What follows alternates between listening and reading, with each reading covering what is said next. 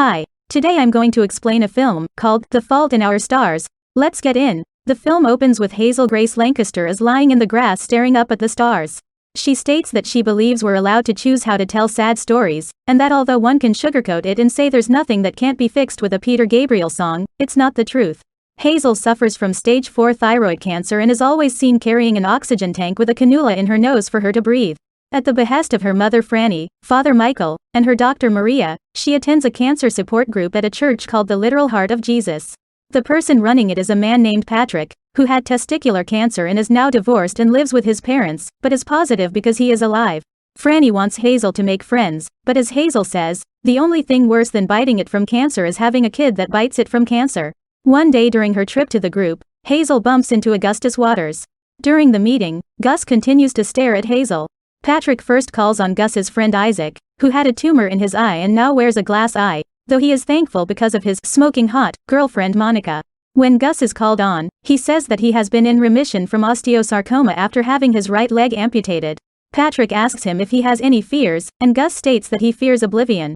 Hazel shoots this down by saying that eventually, everything and everyone will be gone and forgotten, and if that scares him, he should ignore it. After the meeting, Hazel waits for her mom, and Gus comes out to chat with her. They see Isaac and Monica making out and groping each other, then repeating, always to one another. Gus explains to Hazel that this is their way of saying they'll always love each other. He asks Hazel her name and tells her she's beautiful. He then puts a cigarette in his mouth, which upsets Hazel because it has ruined her impression of him. Gus explains that he never smokes the cigarettes he puts between his teeth so as to not give the killing item any power. He invites Hazel to come over and watch a movie. While Gus recklessly drives to his house, he asks Hazel about her cancer story.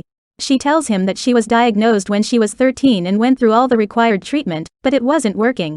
Her lungs began to fill with water and she was treated in the ICU. Then one day, the medication she was given began to work well, which was considered to be miraculous.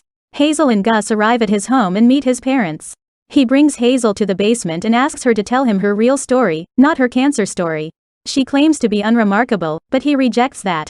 He gives her a copy of his favorite book based off his favorite video game, Counterinsurgents.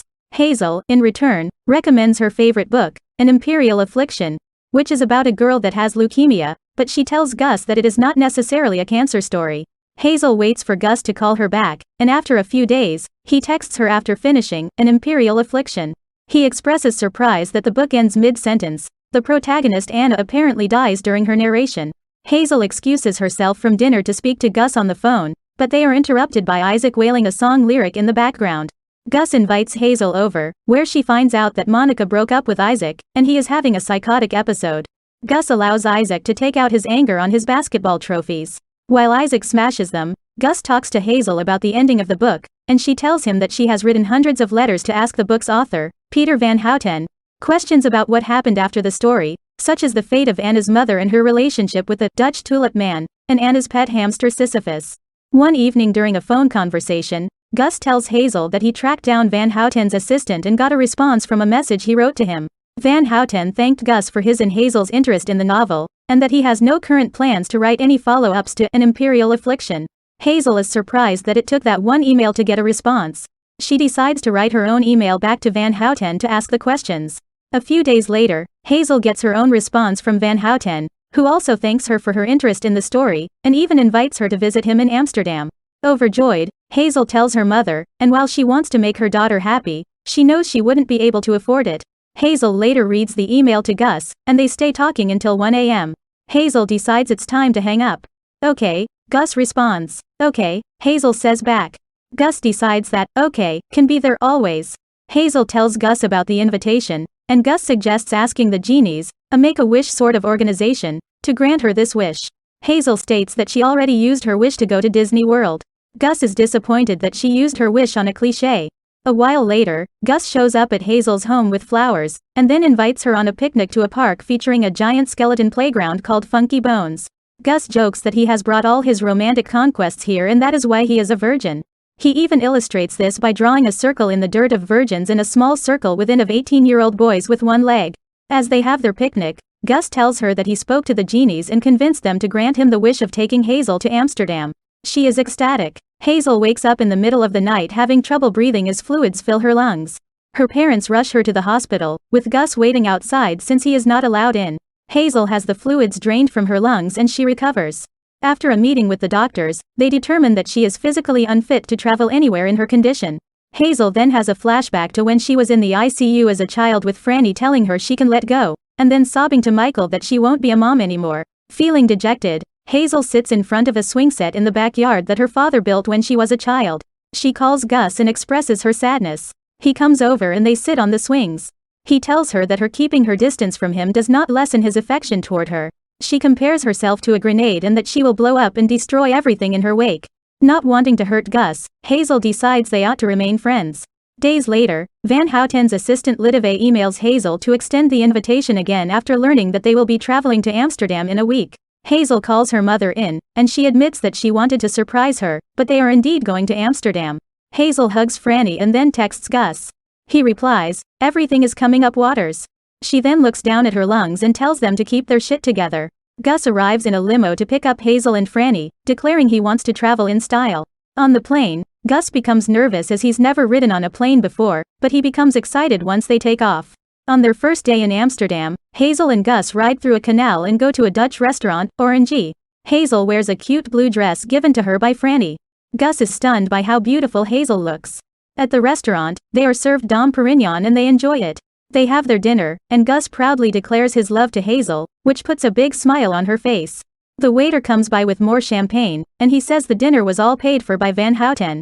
The next day, Hazel and Gus go to meet Van Houten. They are greeted at the door by Litive, who welcomes them inside. There is unopened fan mail all over the floor.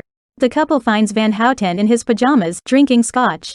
They sit down so Van Houten can answer their questions, but he instead plays Swedish rap. Hazel starts to ask questions, such as the fate of Anna's mother and the Dutch tulip man, but Van Houten only responds with philosophical nonsense. Gus asks him if he's messing with them, and Van Houten makes a rude comment about Gus's cancer. He only gets worse by refusing to answer Hazel's questions and insulting her and Gus's sicknesses. Hazel and Gus storm out.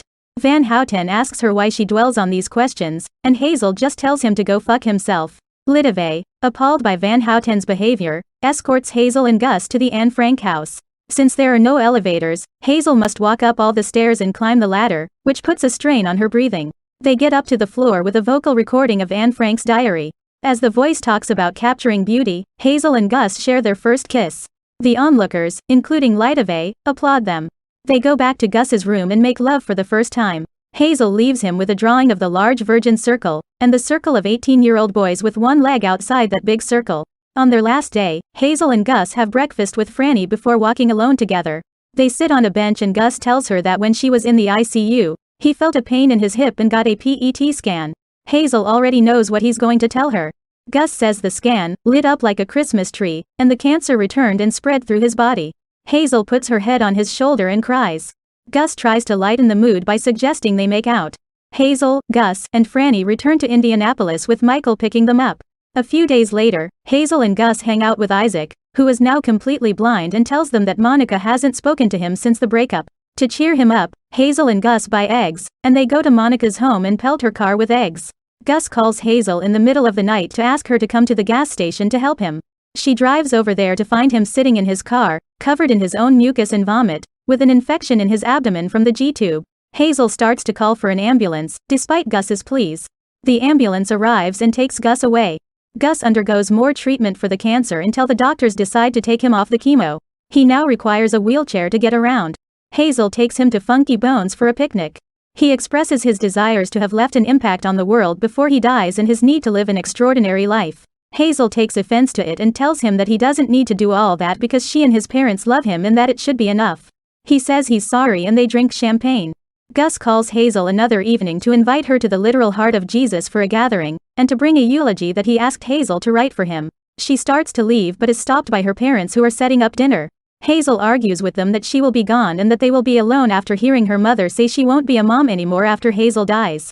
Both her parents say they will never stop loving her no matter what happens, and that Franny is taking classes to become a speaker. Hazel becomes happy that her parents will be fulfilled even after she is gone.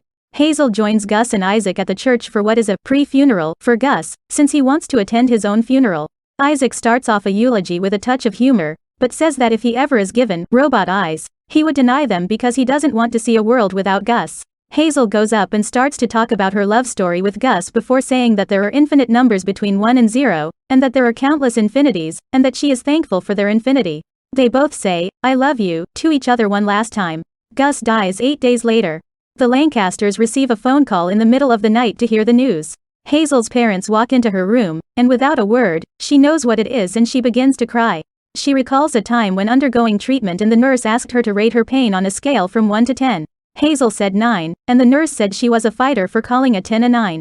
She says that she was saving her 10 for this sort of occasion. A funeral is held for Gus. Hazel and her parents go, and as the preacher speaks, Hazel is surprised to see Van Houten there. Hazel is called up to speak and gives a new eulogy. After the funeral, Hazel decides to drive home alone, and Van Houten enters her car. There, she learns that he and Gus kept in touch prior to his death, and Gus told Van Houten that he could redeem himself by visiting Hazel and answering her questions. He reveals that Anna was based off Van Houten's 8-year-old daughter that died of leukemia. Before she sends him out of her car, Van Houten gives Hazel a letter, which she crumples up and throws away. She drives away and sees him drink from his flask. Hazel's dad goes to comfort her following Gus's death. Later, Isaac goes over to visit. He tells Hazel that Gus really loved her and never stopped talking about her to the point where it got annoying. He asks her if she read the letter from Van Houten, which happened to be written by Gus. The letter is a eulogy for Hazel written by Gus. We hear Gus's voice reading it, saying that he saw Hazel in the ICU while she slept, and how he thought about them together. He expresses his admiration for her beauty and personality, and adds that people can choose who hurts them. Gus liked his choice, and he hoped Hazel liked hers. He closes it with, "Okay, Hazel Grace?" The film ends with Hazel still looking up at the stars, replying, "Okay." Subscribe to watch more videos like this. Thanks for watching.